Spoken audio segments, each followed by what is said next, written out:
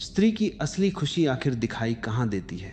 उसके चेहरे पर, उसकी मुस्कान में, उसकी बातों में, या फिर उन छोटी छोटी चीज़ों में जिन्हें हम अक्सर देखकर भी अनदेखा कर देते हैं। मनुष्य की यही तो सबसे बड़ी भूल है। वह सामने दिखाई देने वाली चीज़ को सत्य मान लेता है। कोई मुस्कुरा दे तो हम कहते हैं वह खुश है। कोई चुप हो जाए तो हम मान लेते हैं कि वह नाराज़ है। कोई बार बार बात करे तो हम समझ लेते हैं कि उसे लगाव है। लेकिन क्या मनुष्य का मन इतना सरल है? स्त्री जब किसी पुरुष के साथ वास्तव में खुश होती है तो उसके भीतर कुछ बदलने लगता है। जरूरी नहीं कि वह अचानक बहुत अधिक बोलने लगे, कि हर समय मुस्कुराए या हर क्षण उसके आसपास रहना चाहे। कई बार असली परिवर्तन इतना सूक्ष्म होता है कि केवल वही व्यक्ति उसे देख सकता है जो देखने की जल्दी में नहीं, समझने की क्षमता में जीता है। खुशी शोर नहीं करती, वह धीरे धीरे व्यक्ति के व्यवहार में उतरती है। और यहीं से एक बहुत गहरी बात शुरू होती है। किसी स्त्री का किसी पुरुष से खुश होना केवल आकर्षण का विषय नहीं है।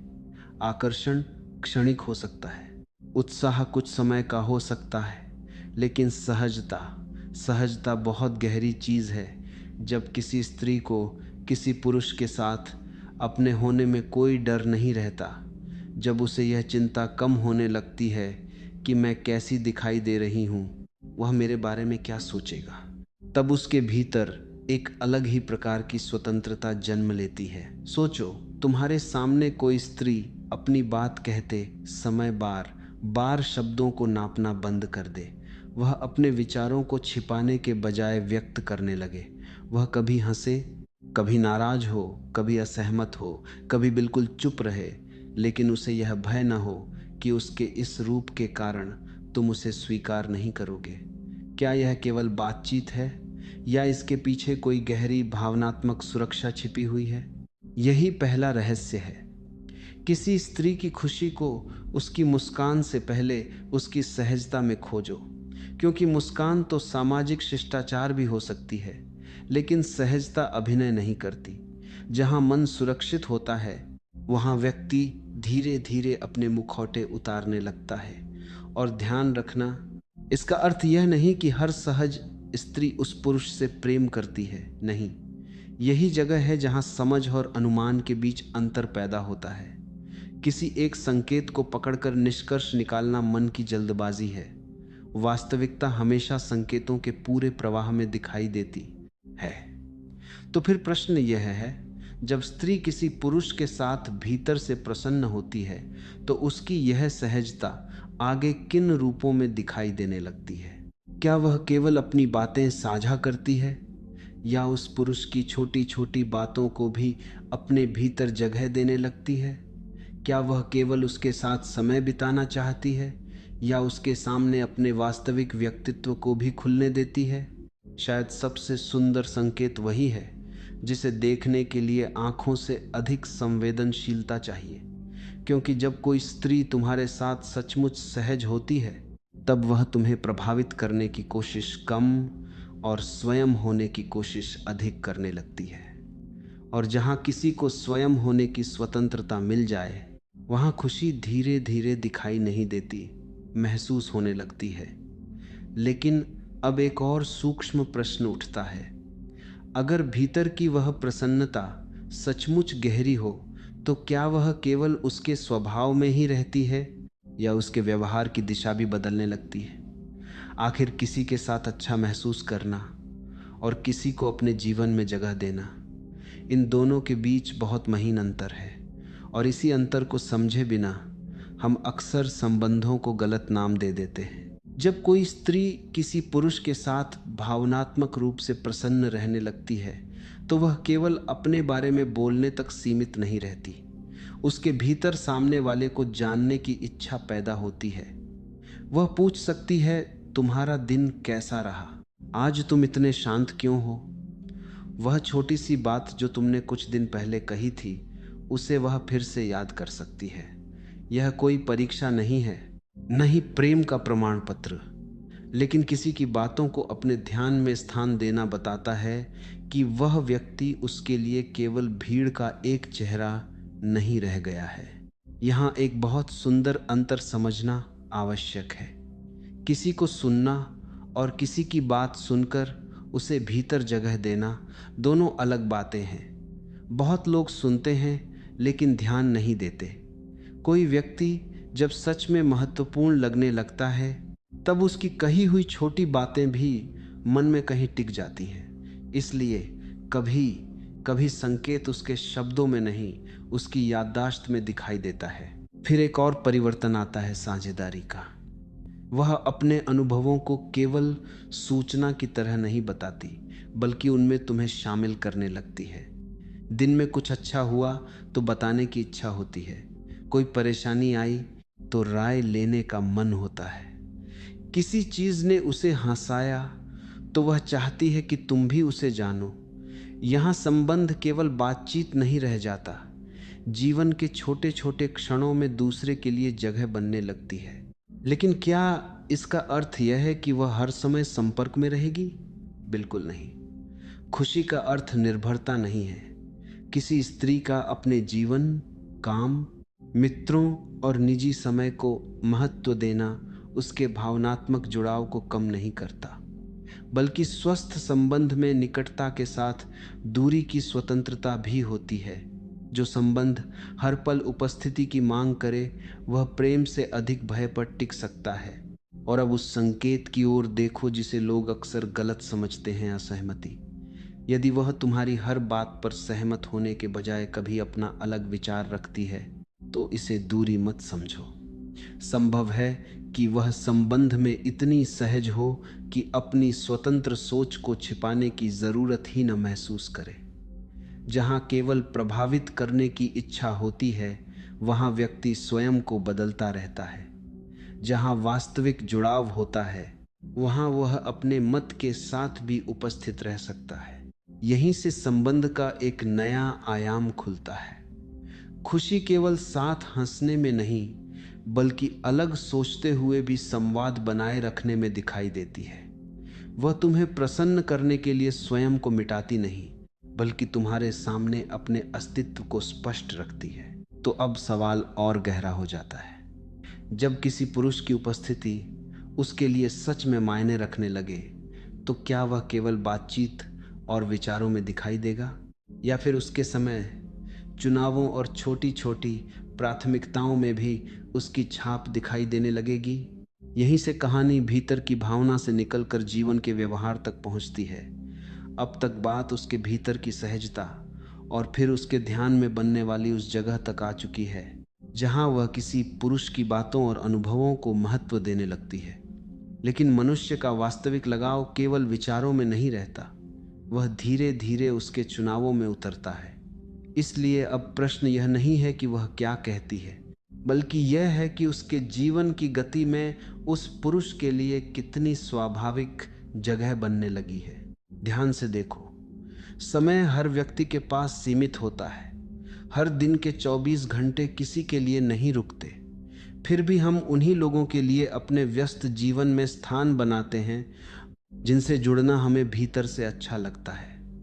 इसलिए यदि कोई स्त्री अपने व्यस्त दिन में भी किसी पुरुष से मिलने, बात करने या उसके साथ कुछ समय बिताने का अवसर स्वयं खोजती है तो यह उसके भावनात्मक महत्व का संकेत हो सकता है। यहाँ संख्या महत्वपूर्ण नहीं है, महत्वपूर्ण है क्या वह अपनी इच्छा से उस संबंध को अपने जीवन में जगह दे रही है। कभी वह स्वयं बातचीत आरंभ कर सकती है, कभी बिना किसी विशेष कारण के संदेश कर सकती है, कभी कोई छोटी सी बात याद आ जाने पर संपर्क कर सकती है। देखने में ये घटनाएं बहुत सामान्य हैं, लेकिन इनके पीछे मन की एक गति छिपी हो सकती है। जब कोई व्यक्ति हमारे लिए महत्वपूर्ण होने लगता है तो उसके साथ जुड़ने के लिए हमेशा किसी बड़े बहाने की आवश्यकता नहीं रहती। और फिर आता है एक और सुंदर परिवर्तन, भविष्य की छोटी छोटी कल्पनाओं में किसी का अनायास शामिल हो जाना। कभी वहां चलेंगे, यह चीज तुम्हें पसंद आएगी, अगली बार यह साथ करेंगे, ऐसे वाक्य अपने आप निकल सकते हैं। इसका अर्थ किसी निश्चित भविष्य का वादा नहीं है, लेकिन यह दिखा सकता है कि मन वर्तमान के बाहर भी उस व्यक्ति के साथ संभावनाएं देखने लगा है। यहाँ एक बात बहुत गहराई से समझने योग्य है। किसी स्त्री का किसी पुरुष को अपने समय में जगह देना और उसे अपने जीवन का केंद्र बना देना, दोनों एक बात नहीं है। स्वस्थ खुशी में व्यक्ति अपना संसार छोड़ता नहीं, वह अपने संसार में दूसरे के लिए एक नया स्थान बनाता है। उसके अपने सपने रहते हैं, अपने काम रहते हैं, अपने संबंध रहते हैं, और फिर भी उस पुरुष की उपस्थिति उन सब के बीच सहज रूप से समा सकती है। कभी कभी इसका एक संकेत तब मिलता है जब वह किसी निर्णय पर उसकी राय जानना चाहे। वह अपनी स्वतंत्रता छोड़ने के लिए नहीं, बल्कि उसके दृष्टिकोण को महत्व देने के कारण पूछ सकती है। यहाँ सलाह मांगना निर्भरता नहीं, सहभागिता हो सकता है। दो स्वतंत्र मन जब एक दूसरे के विचारों को स्थान देते हैं, तब संबंध में गहराई पैदा होती है। और शायद सबसे अनदेखा संकेत है खुशी के क्षण को साझा करने की इच्छा। कोई उपलब्धि मिली, कोई अच्छी खबर आई, कोई सुंदर अनुभव हुआ, और अचानक मन में उसी व्यक्ति का ख्याल आया। क्यों? क्योंकि मन खुशी को अकेले रखने के बजाय किसी प्रिय उपस्थिति तक पहुंचाना चाहता है। लेकिन यहीं एक और रहस्य जन्म लेता है। जब किसी व्यक्ति की खुशी में तुम्हारी उपस्थिति जुड़ने लगे, तो क्या उसकी चिंता में भी तुम्हारी जगह बनने लगती है? क्या वह केवल अच्छे क्षण तुम्हारे साथ बांटेगी, या जीवन के कठिन मोड़ों पर भी तुम्हें अपने संसार के पास आने देगी? क्योंकि संबंध की अगली परत वहीं खुलती है जहां मुस्कान के पीछे छिपी वास्तविक जिंदगी सामने आती है, और यहीं से संबंध की कहानी एक और गहराई में प्रवेश करती है। अब तक हमने देखा कि किसी पुरुष की उपस्थिति उसके समय और जीवन के छोटे छोटे चुनावों में जगह बना सकती है, लेकिन जीवन केवल अच्छे दिनों का नाम नहीं है। असली भावनात्मक निकटता तब सामने आती है जब मनुष्य अपनी चमकती हुई तस्वीर के साथ साथ अपनी उलझनों को भी किसी के सामने रखने लगता है। इसलिए अब प्रश्न यह है, क्या वह उस पुरुष को केवल अपनी खुशियों का दर्शक मानती है, या अपने कठिन क्षणों में भी उसके सामने आने का साहस रखती है? जब किसी स्त्री को किसी पुरुष की संगति भीतर से अच्छी लगने लगती है, तो वह हर समस्या का समाधान उससे मांगे, यह आवश्यक नहीं, लेकिन कभी कभी वह अपनी परेशानी उसके सामने रख सकती है। वह सलाह से अधिक समझे जाने की इच्छा रख सकती है। वह चाह सकती है कि सामने वाला तुरंत फैसला सुनाने के बजाय कुछ देर उसकी बात सुने। यही वह जगह है जहां संबंध की गुणवत्ता दिखाई देती है। कितना बोलते हैं उससे अधिक महत्वपूर्ण हो जाता है कि कितना समझते हैं। कभी उसकी देखभाल बहुत साधारण रूप में सामने आएगी। वह पूछ सकती है कि तुमने खाना खाया या नहीं, तुम्हारा दिन कैसा रहा, तुम थके हुए तो नहीं हो। ये प्रश्न अपने आप में प्रेम के निश्चित प्रमाण नहीं हैं, क्योंकि मनुष्य स्वभाव से भी केयरिंग हो सकता है। लेकिन जब ऐसी छोटी छोटी संवेदनाएं लगातार और स्वाभाविक रूप से किसी विशेष व्यक्ति की ओर बहने लगे, तब वे उसके मन में बने महत्व की ओर संकेत कर सकती हैं। फिर एक और गहरी चीज दिखाई देती है। वह तुम्हारी कमजोरी के सामने अपना व्यवहार बदलने के बजाय तुम्हें समझने की कोशिश करती है। तुम्हारे अच्छे दिनों में प्रसन्न होना आसान है, लेकिन जब तुम असफल हो, परेशान हो, या अपने जीवन को लेकर उलझे हो, तब भी सम्मान बनाए रखना कहीं अधिक महत्वपूर्ण है। क्योंकि सच्ची निकटता केवल व्यक्ति की चमक से आकर्षित नहीं होती, वह उसके अपूर्ण हिस्सों को भी देखने की क्षमता रखती है। लेकिन यहाँ सावधान रहना जरूरी है। किसी स्त्री का किसी पुरुष की चिंता करना यह अधिकार नहीं देता कि पुरुष उसके हर व्यवहार का अर्थ अपनी इच्छा के अनुसार तय कर ले। देखभाल को कब्जे में बदलते ही संबंध की सुंदरता कम होने लगती है। प्रेम में दूसरे की संवेदनशीलता का सम्मान होता है, उसका उपयोग नहीं। और अब भविष्य की एक और परत सामने आती है। जब कोई व्यक्ति भावनात्मक रूप से महत्वपूर्ण होने लगता है तो उसके साथ जुड़ी बातें केवल आज तक सीमित नहीं रहती। कभी वह आने वाले दिनों की योजनाओं में उसका उल्लेख कर सकती है। किसी स्थान पर जाने की कल्पना, किसी काम को साथ करने का विचार, किसी अवसर को पहले से साझा करने की इच्छा, ये सब संकेत दे सकते हैं कि वह व्यक्ति उसके मानसिक संसार में थोड़ी दूर तक आगे बढ़ चुका है। फिर भी सबसे सुंदर बात यह है कि गहरा जुड़ाव व्यक्ति को दूसरे का गुलाम नहीं बनाता। यदि खुशी स्वस्थ है तो उसमें स्वतंत्रता भी होगी। वह तुम्हें अपने जीवन में स्थान देगी, लेकिन अपने जीवन से स्वयं को गायब नहीं करेगी। यही अंतर प्रेम और निर्भरता के बीच है। तो अब एक अंतिम प्रश्न शेष रह जाता है। अगर ये सभी संकेत दिखाई भी देने लगें तो क्या हम सचमुच कह सकते हैं कि हमने उस स्त्री के मन को समझ लिया? शायद नहीं, क्योंकि मनुष्य को संकेतों से पूरी तरह पढ़ा नहीं जा सकता। और यहीं से प्रवचन अपने सबसे गहरे बिंदु की ओर बढ़ता है, जहां दूसरे के व्यवहार को समझने से अधिक जरूरी हो जाता है उसके अस्तित्व का सम्मान करना। और शायद यही वह क्षण है जहां हमें पूरे प्रश्न को उलट देना चाहिए। अब तक तुम यह जानना चाहते थे कि स्त्री के व्यवहार में कौन से संकेत दिखाई देते हैं, लेकिन क्या किसी मनुष्य को केवल उसके संकेतों से समझा जा सकता है?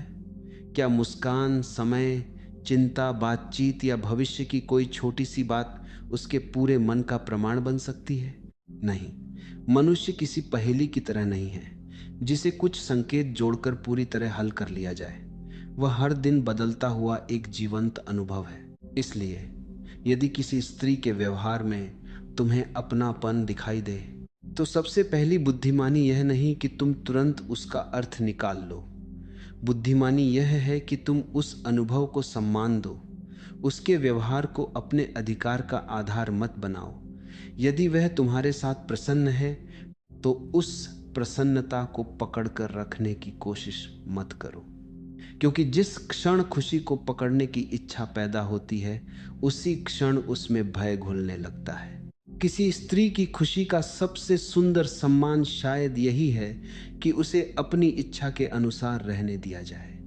वह तुम्हारे पास आए तो उसका स्वागत हो, दूर रहे तो उसका सम्मान हो, बात करना चाहे तो सुनने की जगह हो, और मौन चाहे तो उस मौन को भी स्वीकार किया जाए।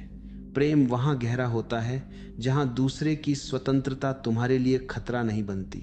सोचो, अगर कोई तुम्हारे साथ इसलिए मुस्कुराता है क्योंकि उसे तुम्हारे सामने स्वयं को साबित नहीं करना पड़ता, तो क्या इससे बड़ा उपहार कोई और हो सकता है? यदि उसे अपने विचार रखने के लिए अनुमति नहीं मांगनी पड़ती, यदि वह तुम्हारी प्रशंसा के बिना भी स्वयं को मूल्यवान महसूस कर सकती है, यदि वह तुम्हारे साथ रहते हुए अपने सपनों को छोटा नहीं करती, तो शायद यही उस